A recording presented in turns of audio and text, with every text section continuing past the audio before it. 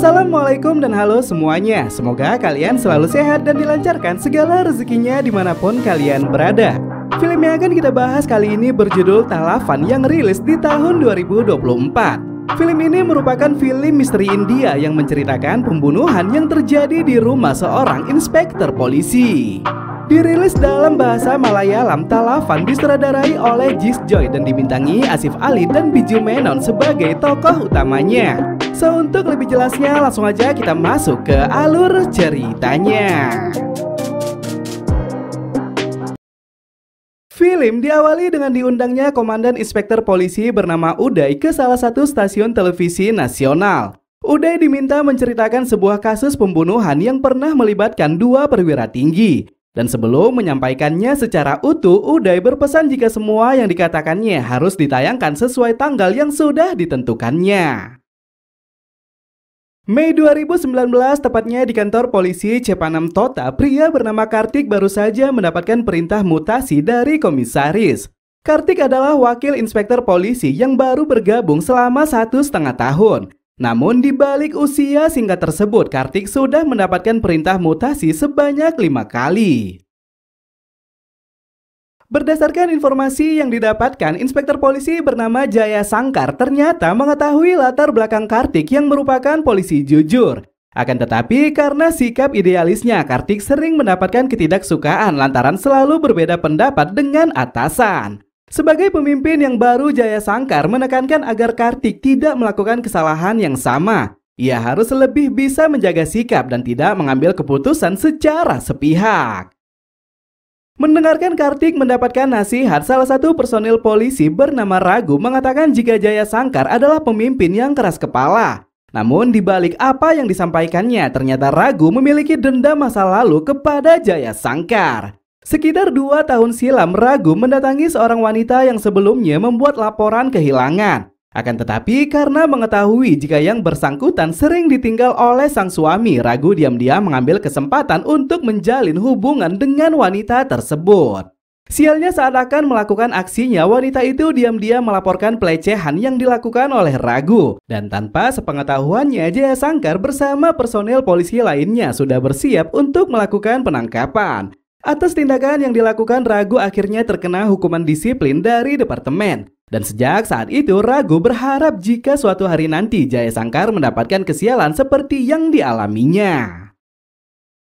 Sekitar 1 bulan pasca kejadian tersebut, apa yang diharapkan Ragu sepertinya menjadi kenyataan. Saat sudah mengantarkan sang istri bernama Sunita, Jaya Sangkar tidak menyangka jika ada orang tak dikenal melakukan penusukan yang membuat Sunita hampir saja meninggal dunia. Singkatnya, setelah ditelusuri, ternyata pelakunya adalah pria bernama Joshi. Namun dalam pernyataannya, Joshi mengatakan jika ia telah salah menyerang orang. Juni 2019, Jaya Sangkar melakukan penahanan kepada pria bernama Manudas lantaran berusaha melakukan penyerangan kepada seseorang. Dan karena merasa tidak bersalah sekaligus mengenal baik Kartik, Manudas melakukan pembelaan dan menjelaskan kronologi yang terjadi. Manudas adalah seorang pria yang menjalankan usaha TV kabel dan memiliki saingan bernama Vinayakan. Akan tetapi seiring berjalannya waktu, persaingan di antara mereka menimbulkan perselisihan yang cukup panjang. Puncaknya tadi malam, Vinayakan berusaha menyerang Manudas dengan sangat beringas. Dan karena memiliki tubuh yang lebih kecil, Manudas kemudian menghantamkan batu besar dan membuat Vinayakan dilarikan ke rumah sakit. Mengatakan jika 3 hari lagi ia akan melangsungkan pernikahan, Manudas memohon kepada Kartik untuk memberikannya waktu 1 minggu. Dan jika memang dirinya harus diadili, maka ia bersedia setelah menyelesaikan momen pernikahannya. Melihat pernyataan yang sangat jujur, Kartik akhirnya mengiyakan permintaan Manudas. Akan tetapi tanpa disangka, setelah mengetahui hal tersebut, Jaya Sangkar menjadi sangat marah. Tanpa memperdulikan orang-orang yang ada di sana, Jaya Sangkar yang baru saja tiba langsung mempermalukan Kartik di depan umum. Dan karena merasa dirinya juga melakukan hal yang benar, Kartik tanpa ragu melakukan perlawanan. Intinya dari kejadian tersebut, baik Kartik maupun Jaya Sangkar mulai terjadi gap yang sangat kuat. Sebelum melakukan penangkapan kepada Manudas, Jaya Sangkar dihampiri oleh seorang wanita bernama Ramia yang ternyata adalah istri dari Joshi. Dan entah apa kesepakatan yang mereka buat saat itu, Ramia mengatakan jika Jaya Sangkar mau membebaskan Joshi, maka ia akan memberikan sejumlah uang tunai berapapun yang diminta. Tiba di kediaman Manudas, Jaya Sangkar tanpa kompromi langsung melakukan penangkapan. Dan walaupun mendapatkan halangan dari keluarga besarnya, Jaya Sangkar tidak peduli dan tetap akan menjebloskan Manudas ke dalam penjara. Intinya dari penangkapan tersebut, Manudas menjadi sangat dendam kepada Jaya Sangkar. Bahkan terdengar kabar setelah dirinya dipenjara, calon istri Manudas melakukan bundi. 4 bulan setelah kejadian itu, Manudas yang memiliki koneksi ke pemerintahan akhirnya bisa terbebas dari hukuman. Dan dijemput oleh keluarga besarnya, Manudas sepertinya sudah tidak sabar untuk melakukan balas dendam. Di kantor polisi, Ragu meminta izin cuti selama 2 hari lantaran ada urusan penjualan tanah di luar kota. Dan karena Jaya Sangkar tidak berada di kantor, ia pun akhirnya mendapatkan izin dari Kartik. Di kediamannya, Jaya Sangkar bersama keluarganya merayakan hari terakhir festival dengan sangat meriah. Dan di tengah acara tersebut, Jaya Sangkar mendapatkan telepon dari Uda yang memberitahu jika nanti malam ia akan datang berkunjung ke kediamannya. Bertepatan saat itu, adik ipar Jaya Sangkar baru saja tiba dari Kuwait. Sunita mengatakan jika sore nanti ia akan menemani mereka pulang ke rumah sang ibu. Dan dengan kepergiannya, maka Jaya Sangkar hanya akan seorang diri di dalam rumah. Perselisihan yang terjadi di antara Kartik dan juga Jaya Sangkar ternyata membuat Uday berkeinginan untuk mendamaikan keduanya. Dan sambil melarutkan suasana dengan minuman keras, Uday meminta Kartik agar segera datang. Namun karena sikap idealis mereka, baik Kartik maupun Jaya Sangkar sepertinya sama-sama masih tertahan dengan ego masing-masing. Yang pada akhirnya karena tidak menemukan titik temu, Kartik langsung meminta izin kembali melakukan penjagaan di acara festival. Pagi hari, Jaya Sangkar yang ingin membersihkan bekas botol minuman keras didatangi tetangganya bernama Prasan yang datang bersama tukang ledeng bernama Sajivan. Dan setelah mempersilakannya masuk, Sajivan malah mendengar suara pecahan pot dari lantai atas. Penasaran dengan suara tersebut, Sajivan segera bergegas melihatnya. Dan betapa terkejutnya ia begitu menyaksikan Jaya Sangkar berdiri di depan mayat seorang wanita yang ternyata adalah Ramia.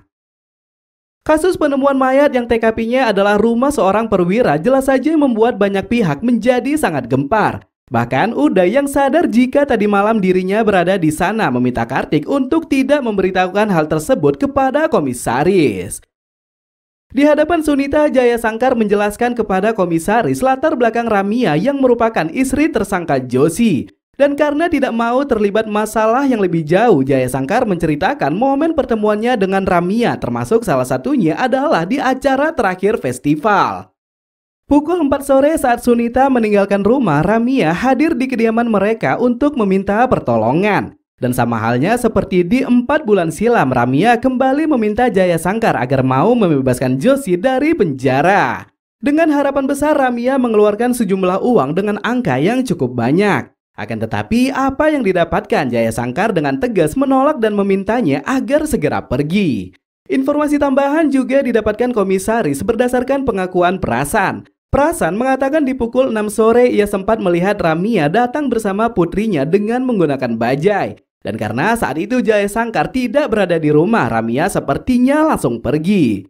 Jaya Sangkar berterus terang dan mengatakan pada pukul 5.30 sore dirinya berada di kota untuk membeli minuman keras. Dan pada pukul 8.30 malam ia baru kembali ke rumah untuk merayakan acara festival. Sama halnya seperti Kartik yang merahasiakan kedatangan Uday, Jaya Sangkar juga merahasiakan hal tersebut kepada komisaris. Dan untuk menguatkan alibinya, Jaya Sangkar mengatakan pada pukul 11 malam ia juga menyusul Sunita dan baru kembali ke rumah di keesokan pagi. Intinya malam selama acara festival berlangsung, mayat Ramia belum berada di kediaman mereka. Kemungkinan pelaku meletakkannya setelah mengetahui kondisi rumah yang sedang kosong. Tidak adanya kamera CCTV yang terpasang di sekitar TKP membuat investigasi kepolisian sedikit terhambat. Bahkan anjing pelacak yang digunakan tidak bisa menemukan satu bukti pun termasuk sidik jari si pelaku. Singkatnya selama 2 minggu dan tidak mendapatkan hasil, komisaris terpaksa memerintahkan Uday melakukan penangkapan kepada Jaya Sangkar.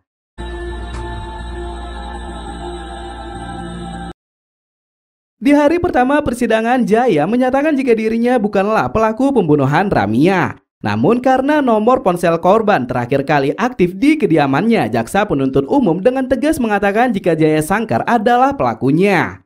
Intinya berdasarkan bukti tersebut, hakim terpaksa memberikan hukuman penahanan selama 14 hari. Dan sebelum menjatuhkan hukuman yang seharusnya, beliau berpesan agar kepolisian bergerak cepat menemukan bukti kuat yang lain.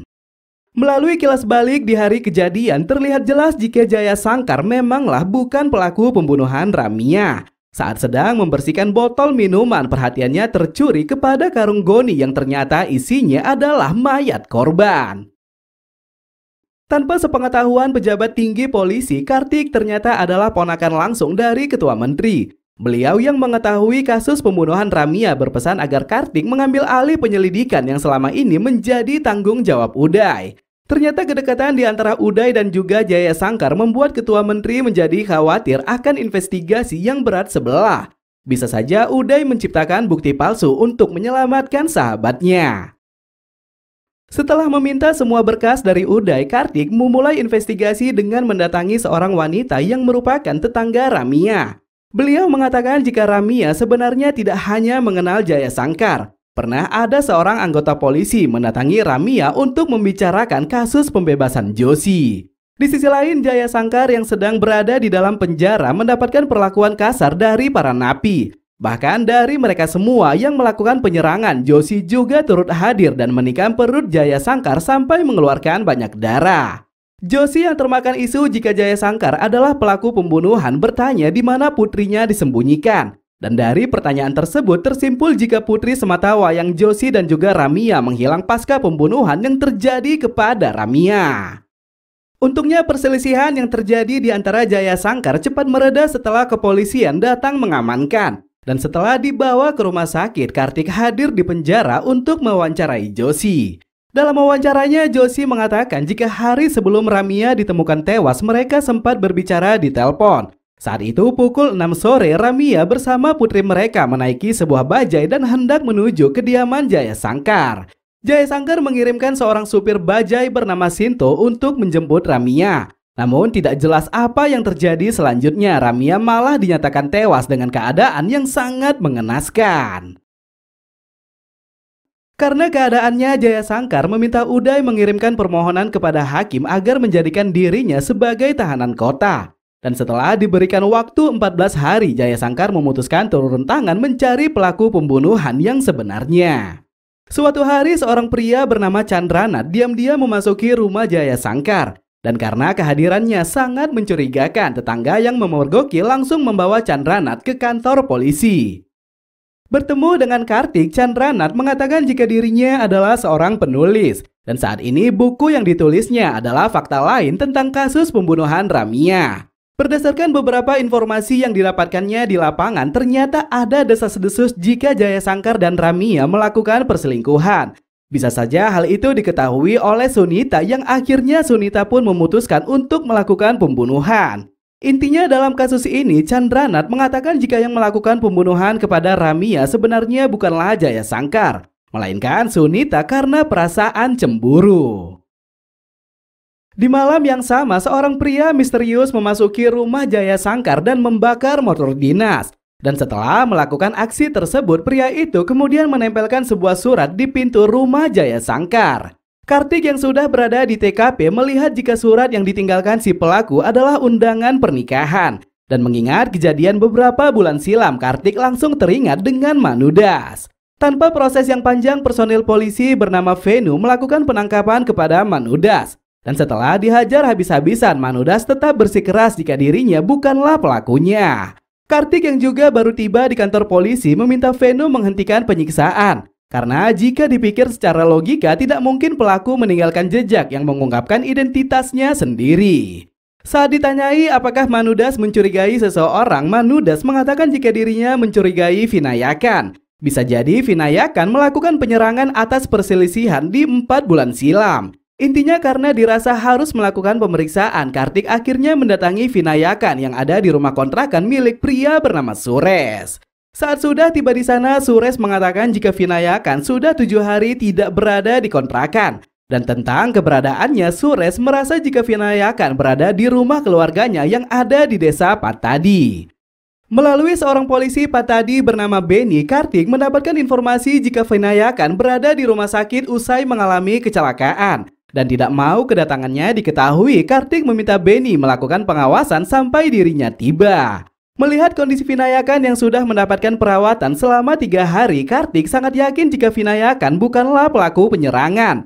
Namun di tengah investigasi yang masih membingungkan tersebut, Kartik malah mendapatkan informasi tambahan dari seorang polisi Patadi. Polisi tersebut mengatakan jika 3 tahun silam Jaya Sankar adalah inspektur polisi di desa Patadi. Dan dalam sebuah momen beliau pernah melakukan penangkapan kepada seorang pria bernama Sinto.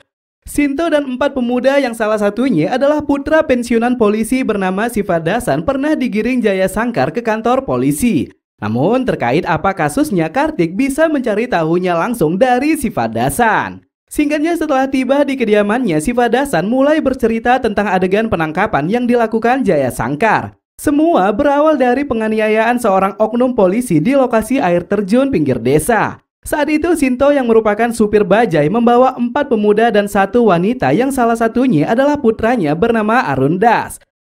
Tanpa berpikir konsekuensi yang didapatkan, personil polisi yang melihat kedatangan mereka melemparkan perkataan provokatif yang melecehkan wanita tersebut. Dan karena tidak terima, Sinto langsung memerintahkan 4 pemuda melakukan penyerangan.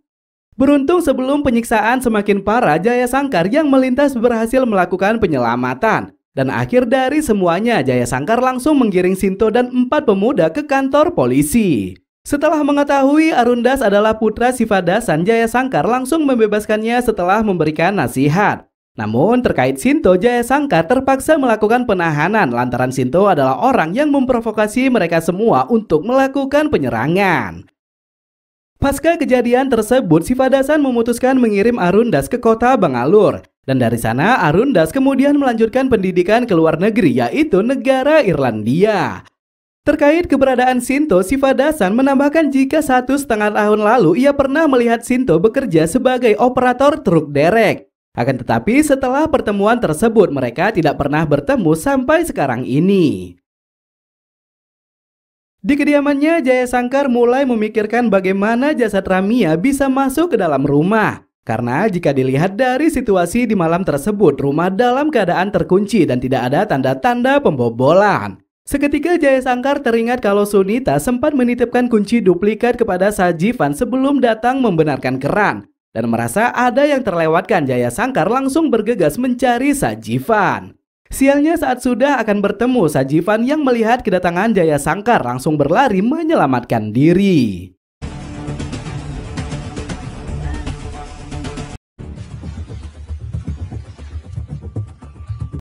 Di kantor polisi, penulis Candranath kembali mendatangi Kartik untuk menyampaikan informasi terbaru yang baru saja didapatkan.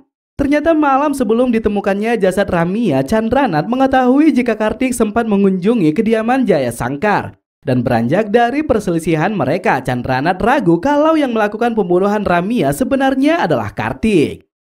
Mendengar omong kosong yang disampaikan, Kartik seketika menjadi sangat geram. Dan tidak mau mengganggu jalannya penyelidikan, Kartik langsung menjebloskan Candranath ke dalam penjara. Bersamaan dengan kekesalannya saat itu, Kartik malah mendapatkan informasi jika bajai yang membawa Ramia telah terlacak melalui kamera CCTV di salah satu perempatan toko.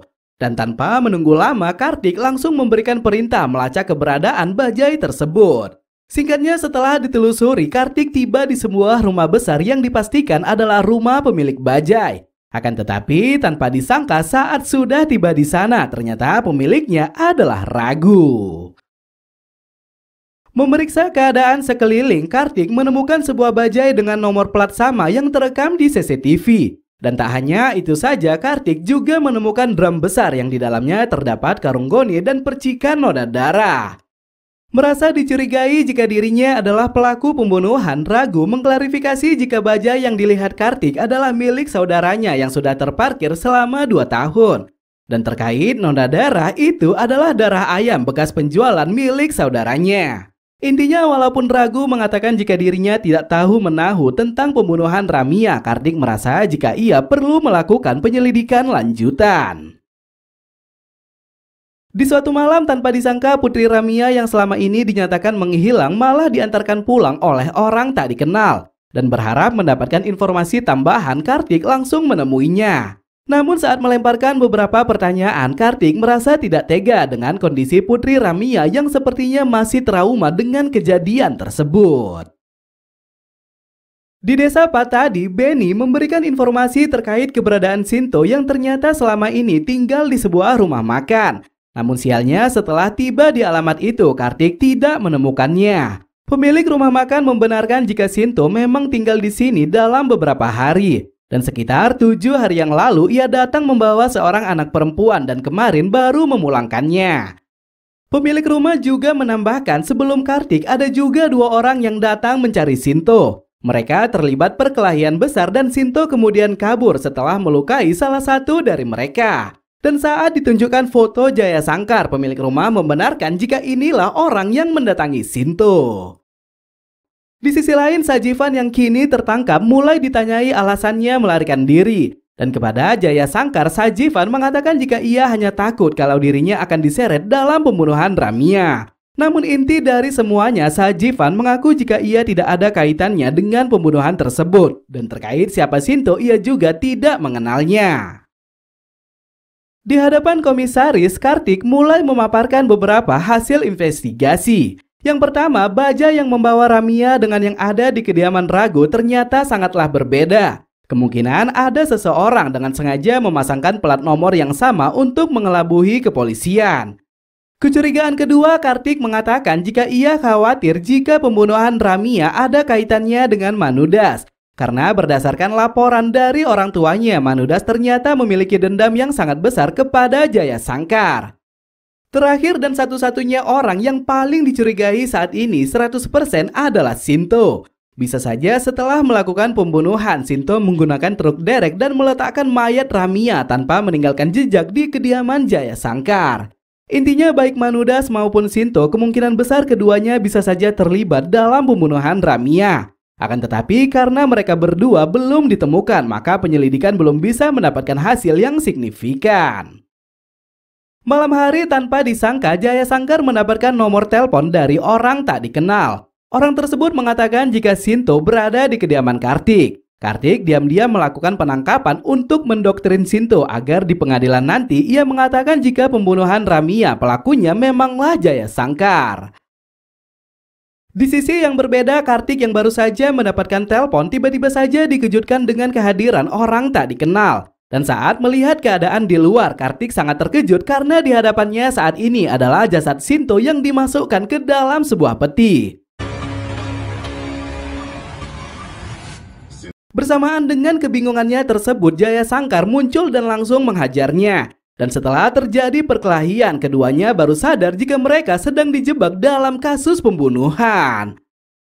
Orang tak dikenal yang sebelumnya menelpon Jaya Sangkar ternyata juga menghubungi kantor pusat terkait jasad Sinto yang berada di kediaman Kartik. Dan tanpa menunggu lama, Uday yang sudah mendapatkan kabar tersebut langsung bergerak cepat melakukan penangkapan. Selama di perjalanan, Uday sempat menelpon Jaya Sangkar dan bertanya di mana keberadaannya. Akan tetapi dengan nada bohong, Jaya Sangkar mengatakan jika ia sedang berada di rumah. Yang pada akhirnya setelah Uday tiba di kediaman Kartik, Kartik dan Jaya Sangkar langsung bergegas meloloskan diri. Di tengah pelarian, Kartik mendapatkan informasi dari Benny yang mengatakan jika ia menemukan sebuah bukti. Namun karena saat ini ia juga sedang melakukan penyelidikan, maka hasilnya baru bisa diberikannya dalam waktu setengah jam. Lantaran ponsel Benny tidak bisa dihubungi, Kartik dan Jaya Sangkar memutuskan menyusul Benny di kediamannya. Dan dari orang tuanya didapatkan informasi jika pukul 6 sore tadi Benny sempat melakukan penyelidikan di kantor imigrasi. Bertanya kepada petugas imigrasi, ternyata kedatangan Benny untuk mencari tahu detail 6 pelaku penyerangan anggota polisi yang sempat terlibat dengan Jaya Sangkar di 3 tahun silam. Dan hasilnya dari ke-6 nama tersebut, 2 diantaranya yaitu Sinto dan Arundas baru saja membuat paspor. Berdasarkan data yang tersimpan di Cybercell, ternyata ponsel Benny terakhir kali aktif pada pukul 7.30 malam. Dan ternyata lokasinya adalah di sekitaran rumah Arundas. Merasa jika Arundas adalah dalang di balik pembunuhan, Kartik dan juga Jaya Sangkar segera melakukan pengejaran. Namun sialnya saat sudah berada di sana, keduanya malah menyaksikan acara kematian Arundas yang katanya baru saja meninggal dunia di negara Irlandia.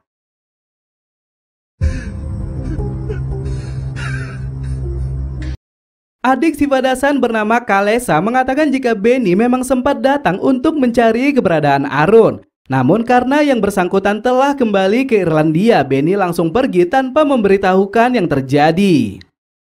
Menjadi buronan atas dua pembunuhan, Kartik dan Jaya Sangkar kembali mendapatkan informasi penting dari Haris. Haris yang meng-cross-check nama warga India melalui kedutaan ternyata tidak menemukan nama Arundas meninggal di negara Irlandia. Bahkan yang lebih herannya lagi, pihak kedutaan mengklaim jika Arundas tidak terdaftar sebagai mahasiswa di negara tersebut. Intinya berdasarkan temuan ini, Arundas kemungkinan besar masih berada di India. Sivadasan hanya membuat cerita palsu agar putranya bisa melakukan balas dendam kepada Jaya Sangkar.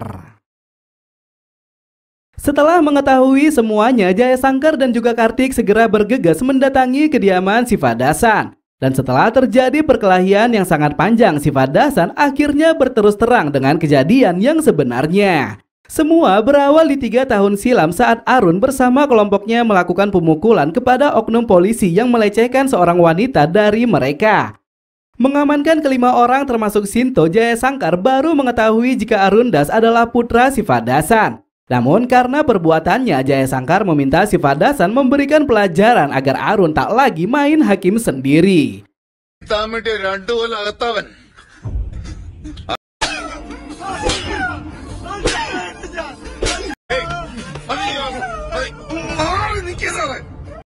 Pemukulan yang dilakukan Sivadasan ternyata membuat mental Arun menjadi sangat terganggu. Apalagi pemukulan tersebut dilakukan Sivadasan di hadapan wanita yang ternyata adalah kekasihnya. Puncaknya karena tak lagi memiliki semangat hidup, Arun yang mengurung diri di dalam rumah memutuskan mengakhiri semuanya dengan cara guntang diri.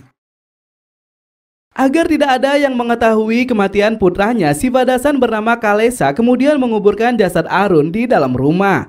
Dan dibayang-bayangi perasaan bersalah, Sivadasan akhirnya memutuskan melakukan balas dendam kepada Jaya Sangkar.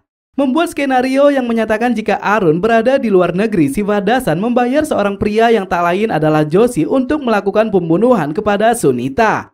Namun karena Sunita masih selamat, Sivadasan sepertinya belum puas dengan balas dendamnya.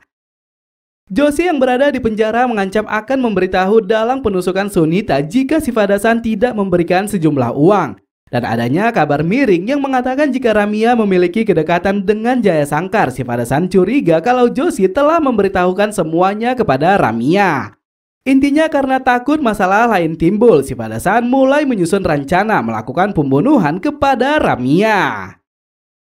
Dengan mengikut sertakan Sinto, Sivadasan meminta Sinto menjemput Ramia atas perintah Jaya Sangkar. Dan tanpa menaruh curiga sedikit pun, Ramia segera bergegas mengikuti ajakan tersebut. Tiba di kediaman Jaya Sangkar pada pukul 6 sore, Sinto berpura-pura meminjam telepon Ramia dan mengabari Jaya Sangkar yang tidak berada di rumah. Akan tetapi tanpa disangka saat ponsel tersebut sudah bersamanya, Sinto malah mengganti kartu SIM agar ponsel Ramia terlacak aktif terakhir kali di kediaman Jaya Sangkar. Seolah sudah mendapatkan perintah, Sinto mengatakan jika Jaya Sangkar menyuruh mereka ke sebuah rumah yang tak jauh dari sana. Dan dirasa hal itu benar, Ramia tanpa curiga kembali mengikuti ajakan tersebut. Sialnya saat sudah tiba di tempat yang dimaksud, Ramia malah berhadapan dengan Sivadasan. Dan tanpa basa-basi, Ramia langsung dipukul sampai ia pun tewas dengan sangat kejam. Agar semuanya berjalan sesuai rencana, Sivadasan meminta Sinto meletakkan mayat Ramia di kediaman Jaya Sangkar. Dan dengan menggunakan kren hidrolik, Sinto langsung melakukannya di malam terakhir festival. Tak hanya itu saja, Sivadasan juga memerintahkan Sinto melepaskan nomor plat bajai dan meletakkannya di bajai tua milik Ragu. Terkait putri Ramia, Sivadasan meminta Sinto menyembunyikannya untuk sementara waktu. Namun karena dirasa hal itu sangat mengganggu, Sinto terpaksa memulangkan anak tersebut. Kehilangan ketenangan dan berniat kabur keluar kota, Sinto kembali ke kediaman Sivadasan dan meminta uang tambahan. Akan tetapi tanpa disadari perbuatannya malah membuatnya berakhir tewas. Sembari meletakkan jasad Sinto di kediaman Kartik, Sifadasan kemudian melakukan panggilan kepada Jaya Sangkar dan juga kantor pusat. Yang pada akhirnya setelah semuanya diketahui, Uday bersama kepolisian langsung bergerak cepat menuju kediaman Kartik. Tak lagi bisa melakukan perlawanan, Sifadasan akhirnya menunjukkan lokasi penguburan jasad Arun dan juga jasad Benny yang ternyata telah mereka bunuh. Dan pada akhirnya dengan terpecahkannya kasus tersebut, Jaya Sangkar dan juga Kartik terbebas dari hukuman pembunuhan yang selama ini menghantui mereka. Di akhir film, sebuah scene menunjukkan Uday yang sedang menonton televisi terkait dokumentasi pembunuhan Ramia. Namun tanpa sebab yang jelas, setelah melihat acara tersebut, Uday malah mengakhiri hidup dengan melepaskan tembakan di kepalanya. So mungkin sampai di sini aja ya cerita kali ini. Makasih banyak yang sudah hadir. Jika ada kata-kata saya yang salah, mohon dimaafkan. Saya Ahmad pamit undur diri. Tetap hidup sehat. Thanks for watching and see you to the next video. Bye bye.